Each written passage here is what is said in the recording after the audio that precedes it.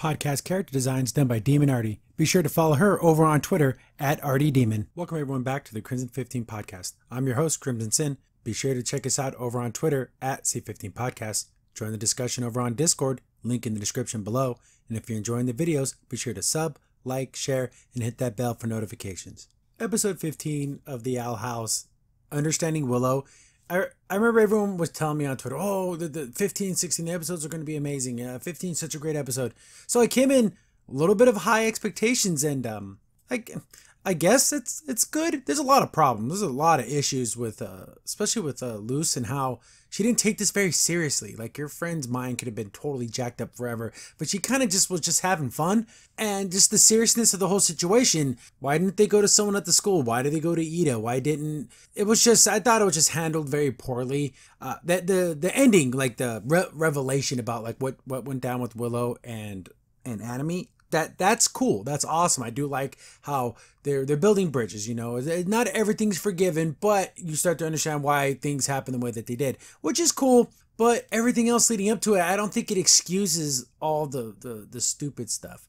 But we open up and we are at the school and we see the mean girls, right? So Basha, is that her name? Skara, this girl. I love her design. It's I think with her gray hair and the black under, it's just cool. I just really like the way she looks. She's super cute. But these girls are 15. The maturity level is it's like 12, and they look. I honestly thought they were in junior high. So if these girls are 15 years old, how old are Amity's siblings? Are they like in their 20s? Because I honestly thought they were like 15, 16 years old, but they look way more mature than these characters. So they're what, 17, 18, 19, and these characters are 15. Whatever. I just love how on Twitter there's a big uproar about a certain character, like, oh, she looks like she's young and everything, and she really doesn't. These characters are supposedly 15 and they don't even look anywhere close to 15. Okay, whatever. But I guess it's Skara's birthday. Oh God, please hope I'm saying that correctly. I'm so bad with names. I do apologize in advance a million times with names. Scar was like, oh, it's my 15th birthday, and now of course you girls are invited, you witches. Hey girls, time to bug out at my birthday party. Invite only, but you witches are my VIPs. In my mind, I heard something else that would have been way more hilarious. She's passing out these the invitations. Of course, they're the cool kids, so they're like, they treat everyone bad. This Basha character, she's just one mean girl. I do not like this character at all. But we see, it's funny. Everyone's the same age. So we got these girls that are more kind of like those, they're about the cliques and about their groups. And then you have Luce and Willow, and they're very childlike in the way that they act. The maturity levels, even though these other girls are mean, the maturity is a little bit higher than Willow and Luce. They really do act like they're like 10, 11 years old. They're like having a thumb wrestling match. I guess, these invitations are like made from like real butterflies or whatever, like it's magical, but so it's starting to molt, and this, God, I just don't stand this Basha girl. Oh, give me another one. This one's molting, and then she just throws it on the ground. This is the classic, right? That you get the trio. You have the one who's obviously the mean one, without a doubt, was Basha's the mean one. Let's talk about the Dazzlings. Then you have the one who's just the follower, and that is Skara. She's going to just listen to whatever the leader says. And then you have the one who actually is a good person, but she just sticks around just because, oh, I want to be popular too, and that would be Amity. So it's classic, whatever, the trio of idiots. I don't like the depiction of the teachers in this show is always very negative. Since she threw the invitation because she wanted a new one, these two little kids are fighting over the invitation. Then instead of breaking up the fight, the teacher's like, oh, kid fight, and they all just want to watch kids fight. Okay, we get it. You don't like adults. They had the opener. Okay, now we're back into the episode, and again, we get 1 million people in the story. Jeez Louise. I just want the episode where the whole screen is filled with names. I want 100 people on the story. I guess they're going to go to the next class. It's this pictures class, which is, how's that even a thing?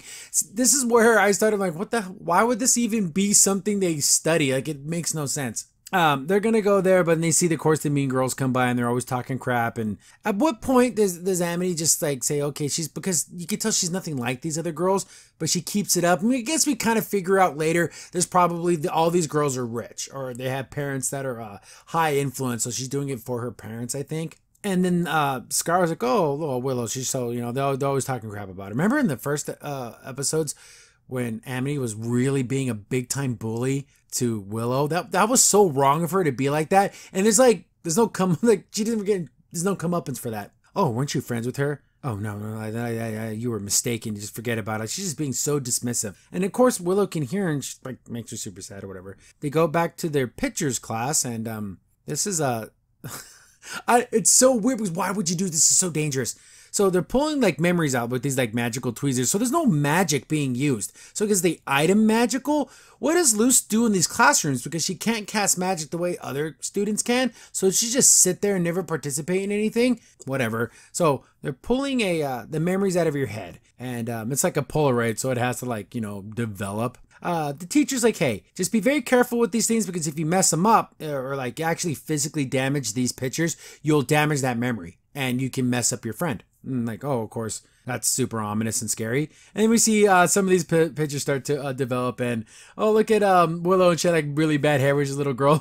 Luce's hair, my goodness, it's out of control. This girl needed some type of hair control. It's adorable. See some more pictures, and then we see a picture of... See, people make a big deal about this stuff, and I don't because it doesn't really mean anything. As long as, if you're in a relationship, as long as both people are happy, no one's hurting each other, and that's all that really matters to me. So she has 2 dads, who cares? We see a picture with her and Amity, it looks like a birthday party or something, and they're hugging, and it looks like a really nice memory, but Willow's like, don't worry about that. You don't need to worry about that memory, out of sight, out of mind. To an extent, Willow, there's certain memories that you try to forget about, but these are defining moments and you shouldn't pretend that they never happened. But that's how she's dealing with this trauma. Again, she's only 15 years old. Return to the best characters.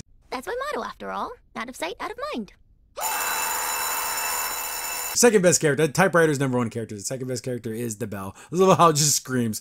So they're leaving their very fragile memories just out there. Knowing that all the crap that happens in the school, even in an art class, you put your painting away in a closet and the teacher would lock it so nothing would happen to them. No, they just leave them out there just for anything and anyone to come screw with. So dangerous. Why didn't they pull of any Luce's memories? It was just Willow's. But this is where Luce is she pries. Is she doing it to be oh, I want to really help you as a friend, or oh, I want to know all the juicy secrets?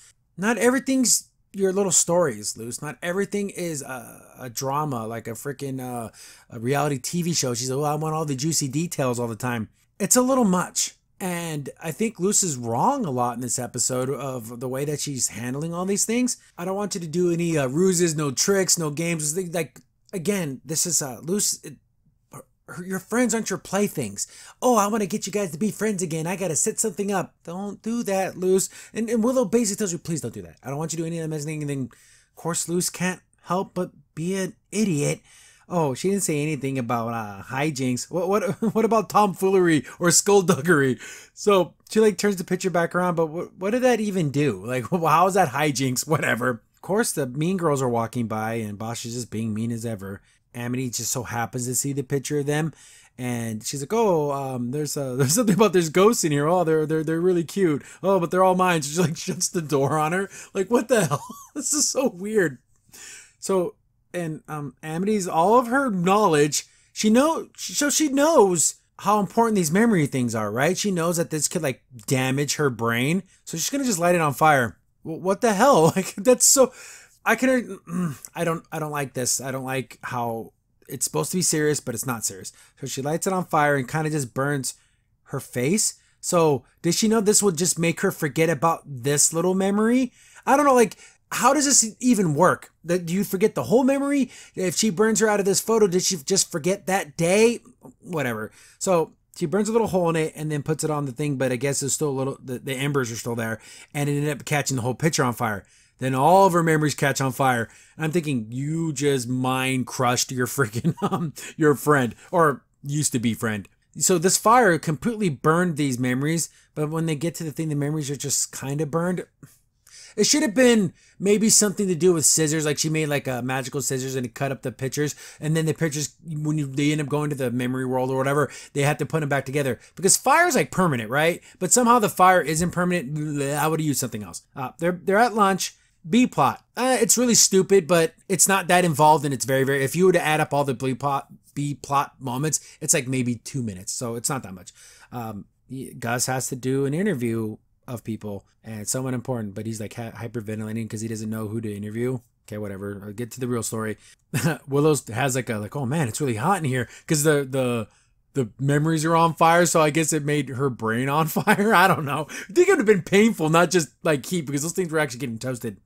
But she forgets things. Like she honestly doesn't remember who Luce is. Just destroying those memories made her forget who everyone was. What I don't know. But how does all of this actually work? But they think she's goofing at first, but then it's like, oh no, something's happening. It's like, oh, something's happening with her memories. They run in, go back to the room, and we see Amity's there trying to like stop the fire, but it's already spread to everything. And then she's like, I didn't mean to, but I tried to save the ones that I could. And then she pulls one of them out, and then still like bursts into flames. I'm glad everyone's having fun. Something super serious.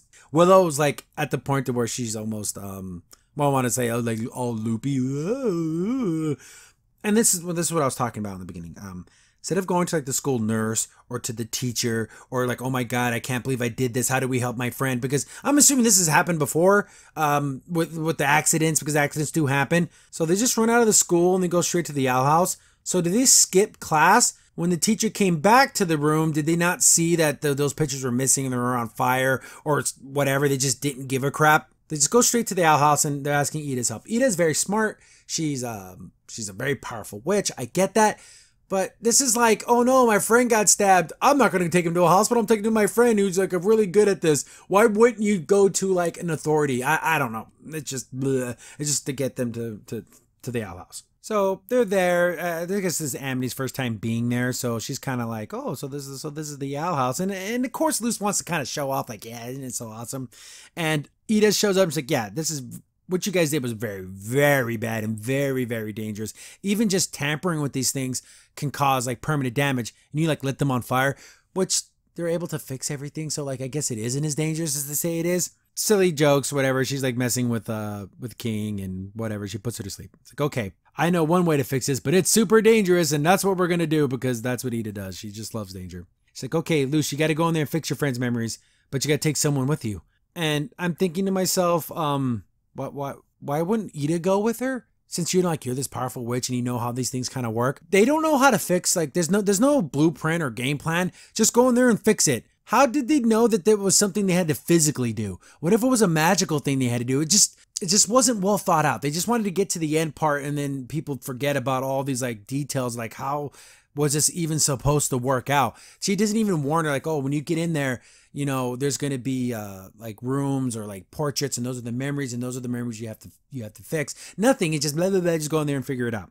I do like how Ida does point to Amity. He's like, oh yeah, you're the one who did this to your friend. Isn't that just how wonderful you are? Then she has to pick who she's going to take. Of course, Gus has been Willow's friend for a long time too, so it makes sense to bring him. He just doesn't care. Is this serious or not? Gus doesn't care if his friend never gets her memories back, and he's too worried about his interview thing. Why did he even come along? Whatever. He's like, oh, I guess I'm going to take Amity with me. Which would make most sense since she's been friends with Amity longer than anyone else. So she would have intimate knowledge of a lot of these memories. Even if she wasn't physically there for these memories, she probably knows about them. She probably Willow talked about her dads and all those kinds of things. So she'd be able to help fix these memories somehow. So it makes perfect sense to bring her.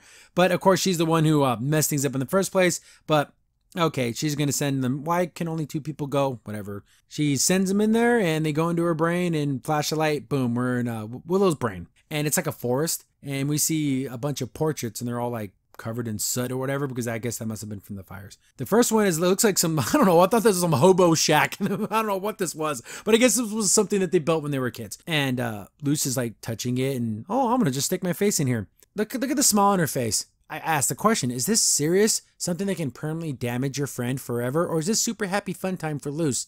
Take it just a tiny bit more seriously. But just like in Mario 64, you jump into the paintings and go into the memories. I do like when Amity's talking about this stuff, like, oh, this is where we learn to go swimming. And when she's being kind and sweet, it's almost like a different character.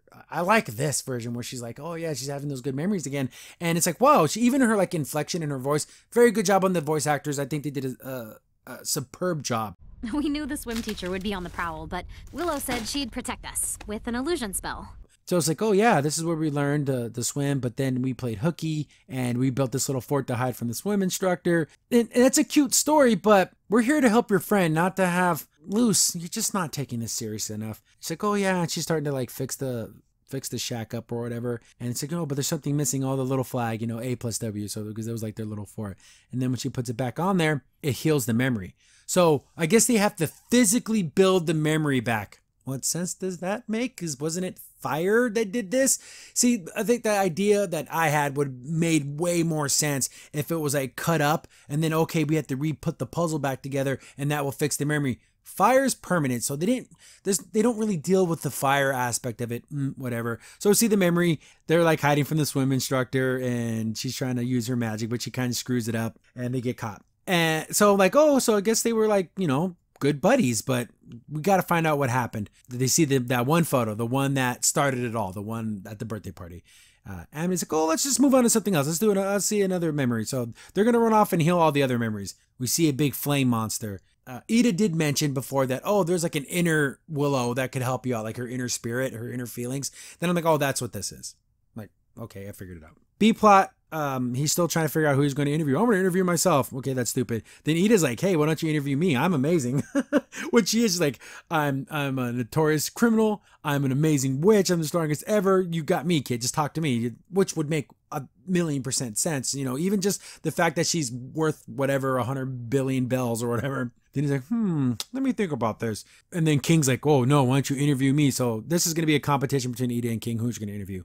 Okay, whatever. Get back to the other story. They're rebuilding like the memories. So she puts like a swing set back up. Oh, it's a memory she had with her dad's. Okay, nice. Then like, oh, the memory they were in the library and they were like reading like the young teen romance novels. Hee hee, like, you know, cute stuff. Okay, they get chased off. The one time they were on the roller coaster and she threw up everywhere. Ha ha, funny. Then like, okay, we need to move on to the next one. And Luce is like, we got to fix this. We can do this together. The only good thing Luce does in this whole episode is she's the ray of sunshine, right? She's the cheerleader. Come on, we can do this. Let's say it together. We can fix it. And then she says it too. And of course, all this is like, look how blushy cheeks she has.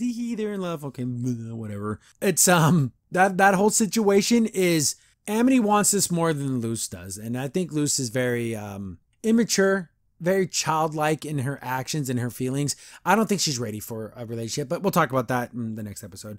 Luce is more interested in like repairing this friendship, which is good, but I think she's doing she's doing the right thing for all the wrong reasons, right? She's doing it just because it's fun for her to do. And oh, I'm so cute. It's so funny. She sees another painting and it looks like, she thought they were like a ball pit, but it's like a bunch of like eggs because these are like like a monster field or something. We don't get to see the actual memory.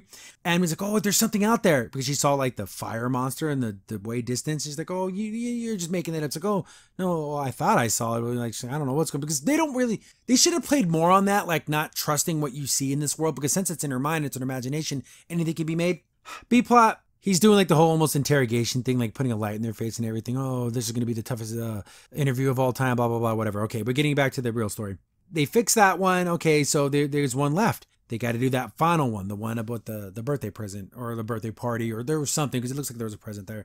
She doesn't want to, oh, we'll just leave that one. No, we got to fix everything, which is right. And then she's like, come on. Luce is like, I'm not here to judge you. If you don't want to show me what happened in there, I just want to help Willow. And Amity right here. Look, I'm not here to judge. I'm just here to help Willow. Help? All you're doing is prying into your friends' lives. She's 1,000% correct. I think it's 50-50. She really does want to help her friend because Luce is a good person, but she gets caught up in these like, the stupid storylines and, ooh, look how I got to know the dirt and the secrets.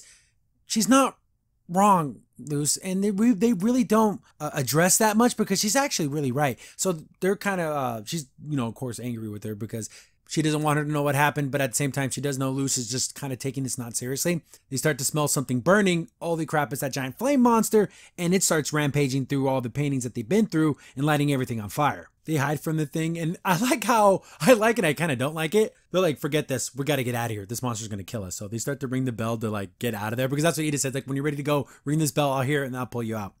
Get to the best part of the episode. Oh, her hilarious bell dance.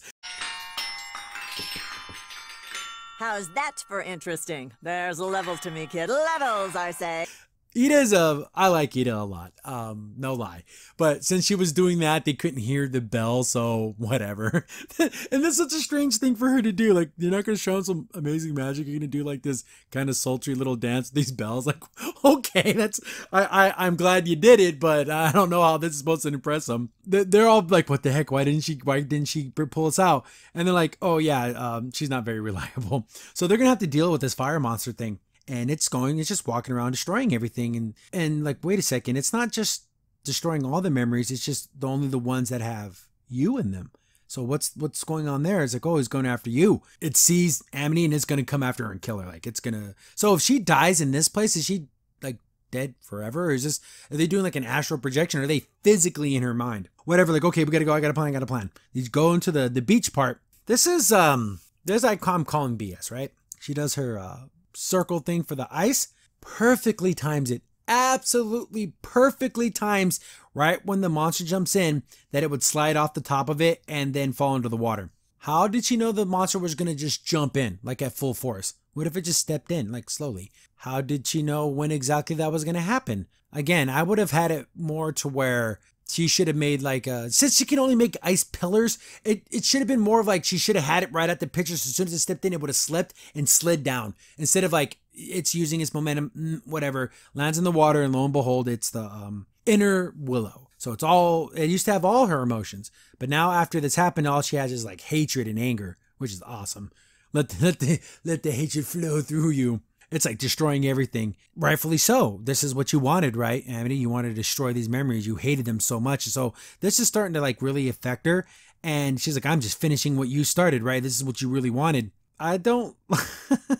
It just like grabs her, and then like, look how happy she's like, oh, this is going to be cool. No, this is like really, really, really bad. So that final memory, why does she hate me so much? This is where all this anger comes from. So she forces her into the photo, and it's that birthday one. And it starts to play out. I'm guessing they must have had like a birthday party. Then after once the party was going to really start, she had to kick her friend out. She's like, Willow's like, why are you mad at me? Why do you want me to go? I'm sorry, I'm not good at magic, but I'm trying my best. You're my best friend. She's like, no, I can't be your friend anymore. You got to get at her. She's just being super mean to her. It's like, wow, you're breaking this little kid's heart. And it's like, wow, it was all because she couldn't do magic good enough for you? Like, that is such a crappy thing. Then you see Amity's face. Like I love this little effect here. Go! You know, the fade away, and then goes to her. You can see in her face, like this isn't the whole truth. There's got to be more to it. Then Amity breaks down. She's like, no, you have to know everything. Why I did what I did. It wasn't right. It was wrong for me, but you know, here's the rest of what happened. And then we get the parents. Evil parents. Why? Because they're straight. That's why they're bad.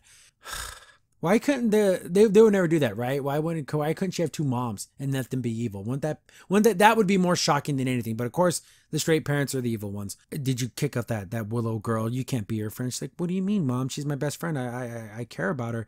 No, since we're blights, we only have friends that are the best and the brightest and the most influential. Here, you could choose a new best friend from the ones that we chose for you. And of course, we see that it was Skara and Basha. She's like, I don't like those girls. They're mean. And well, it doesn't matter. If you don't kick your friend out, we're going to make sure she never gets into that school. Because I guess they have enough influence to like make her fail the exam.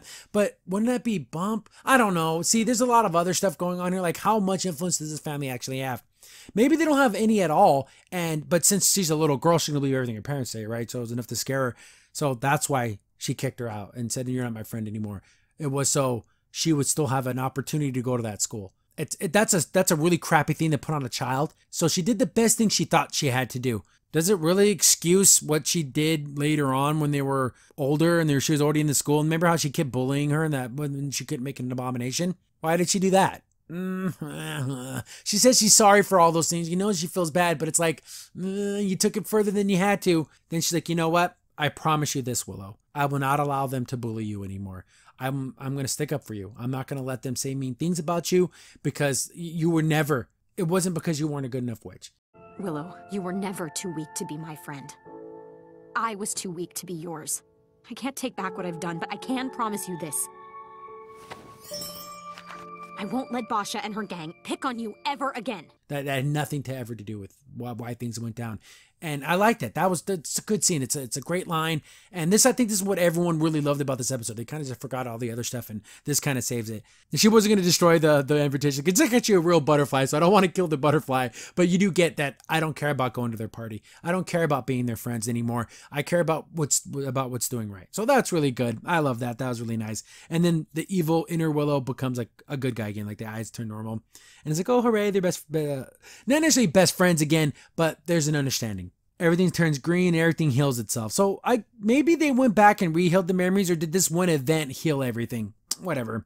She sees, I love this kind of stuff. I also love this in She-Ra, when it was little Catra and older Catra being together. It's always like seeing your younger self. And if you had the opportunity, would your younger self recognize you as an adult or an older, teenager? Would they be disappointed? Would they be happy with the choices you made? See, that's such a cool concept. I really love that. We see little Willow and older Willow like holding hands and they're smiling, and Amity kind of gives him that wave, and this is, you got to make this face, right? I just love it, right? And then they ring the bell and they get out. I do like the fact that I guess we're continuing their stupid contest or whatever. Gus chose to interview Hootie, the actual house, and Hootie's like, yay, that's cool. So he's gonna go do that interview, and they're like, what the hell? Like, Ida's like, screw that stupid house. The thing is, you made all these things, right? So she's all pissed off that she didn't get the win because she's super competitive. She hears the bell. She's like, oh yeah, I forgot about him. She forgot that she sent Luce and Amity in there. They pull her out. They're going to see if it all worked. She wakes up. She tries to pretend she doesn't know, but of course she does. She's like, oh, and she gives her a big hug and everything. And, Amity's just like, I'm going to go, because she feels bad. She doesn't feel like she deserves to be forgiven, it's good. Because it's not like, oh, instant forgiveness and everyone loves me now, like a certain other show. But she's going to just walk out. And then Willow's like, hey, I remember everything you said in there. I know what you did. And she's like, maybe this doesn't make us friends, but it's a start. And then she kind of gives her that soft smile and she walks away. It still hurts because you had to relive that memory. And that's got to be something it's a life-changing moment in her life, having to hurt her best friend to do what she thought was best for her. That is a really crappy thing for a little girl to have to make that decision. But it's something that she can grow from, which is really nice. Hootie's out there saying everything he's ever done in his life for his stupid interview. And then Amity lets the invitation go because it gets its actual butterfly and lets it fly away. And then she kind of gets that smile on her face like, I did something good. She's probably had this on her conscious this whole time. And now she finally told Willow, and she's going to do the right thing and be a real friend, or, at least be a decent person to her. Very good. I like that. I love that message. I love the ending. I love the voice acting throughout the whole episode, how when it was kind of a sad, somber, her voice inflections were so much. I really, really like that. All the silliness from Luce, not taking this so seriously, it does bring the episode down. Still a good episode, but it could have been taken just a slightly more seriously. Would have made it an amazing episode instead of just a good episode. But I am a little behind. I kind of wanted to already be caught up all the way, but I'm definitely catching up by next week because I just have this episode and the new episode that's come, or the prom episode and the next episode after that, and then I'll be completely caught up. So thanks for watching, guys. Give this video a thumbs up if you liked it, or even if you didn't like it, give it a thumbs down. But I enjoyed the conversation. Leave comments down below. Am I crazy thinking that Luce should have been a little more serious? But catch you guys on the next one. Gonna try to pump these out as fast as I can. How's that for interesting? There's levels to me, kid. Levels, I say. Crimson Saint here. Thanks for watching the video. If you're enjoying the content, be sure to sub, like, share, and hit the bell for notifications so you don't miss a single upload. If you have any tips or story ideas, hit us up on Twitter at C15 Podcast, or better yet, join our Discord server, link in the description below.